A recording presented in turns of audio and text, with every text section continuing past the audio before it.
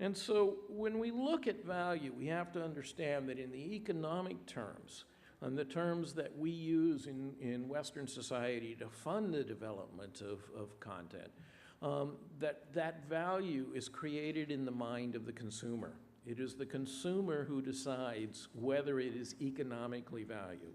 That's not to say that they decide whether it has social value necessarily, but on the economic side, because we're relying more and more on them to pay for the services that are there.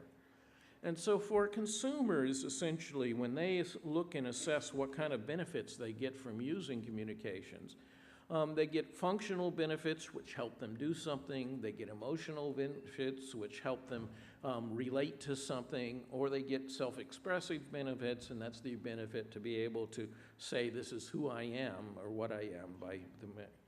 And so ultimately, companies have to be trying to improve that value if they're going to have the satisfaction and the loyalty of the consumers. So the real question for media companies as they start looking at themselves today is they have to start asking severe and important questions about what wants and needs they're serving. What is the value that the customers want from things? Are they delivering sufficient value? What can you do to improve the value? And what can you do in terms of using all the partners and the customers themselves to help improve that value? And this is a very difficult situation for most media companies who have been used to working alone and thinking about, we do our creation, we do it for either art or for expression or for social service, and the public just receives it. And what we're doing is shifting the relationship in the modern world so that the consumer or the public is no longer just an inactive, passive receiver of communication, but is in fact playing a more and more important role in that kind of communications. So how do we create value? Well, we create value in a variety of ways. We create it by working with our suppliers, our employers, by looking at the processes that we employ, by looking at our distributors and our customers to try to create it. This process requires a good deal of coordination, and it makes us interdependent on each other. And this is one of the things that a lot of news media particularly don't like, because they don't like the idea that they are dependent on somebody other than themselves. But in the contemporary and communication environment, it's an absolute requirement.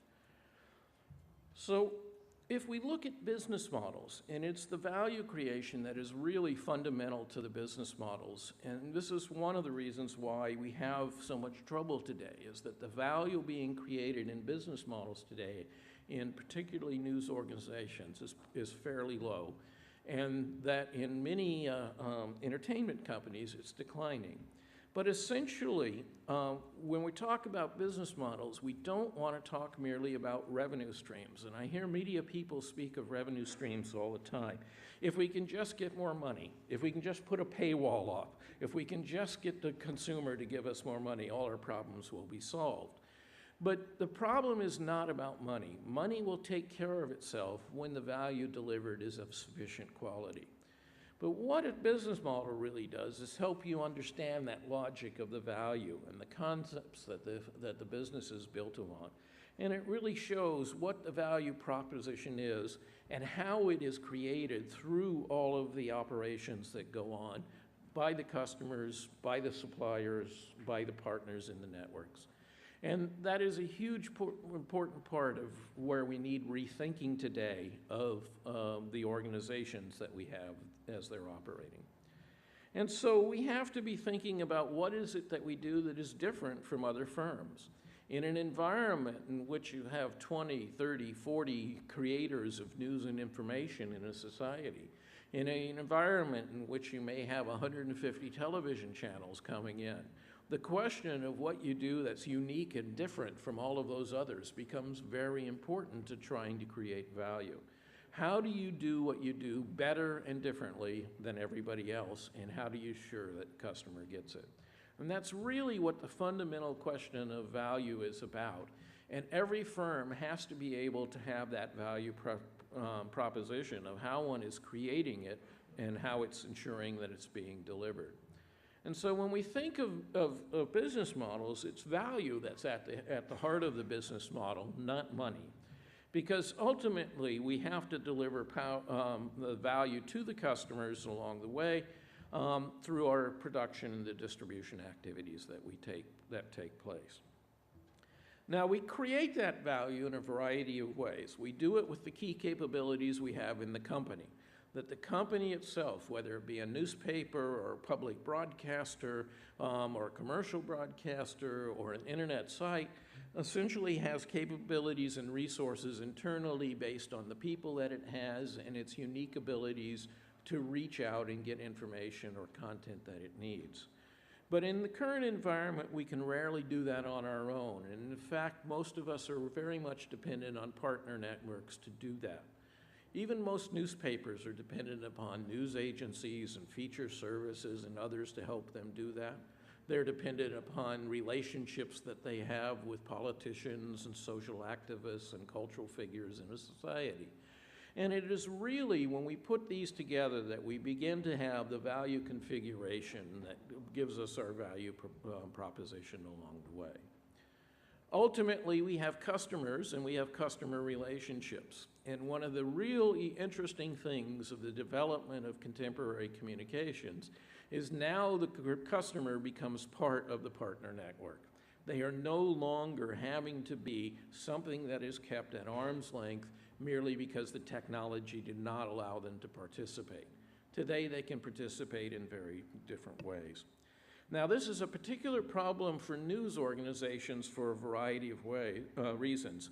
But one of the primary reasons is that journalists never particularly like the audience. And if we look back at the history of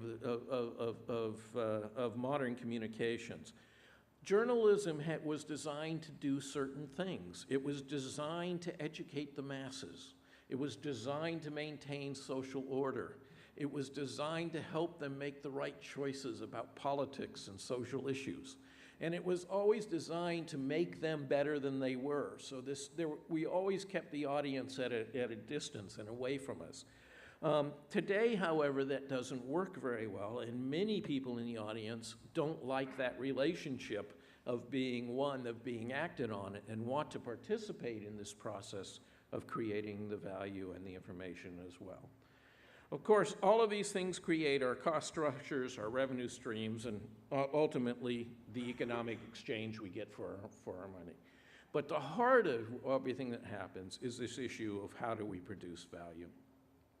Now, the real questions are what benefits are created by media products. And as I said, there were those three, the functional, emotional, and self-expressive benefits. Certainly the functional benefits have been there as part of news media and entertainment media for a long time. And that is helping people understand the place they have in the world. Being entertained, which is an important social need. It's been with us throughout all recorded history, even from the days of sitting around campfires and telling stories to each other. It helps us participate in public life of all kinds, not just in democratic life, but economic life and other things. So these are functional benefits that are provided by media, and we need to find ways to improve them in the current environment or offer them in different ways.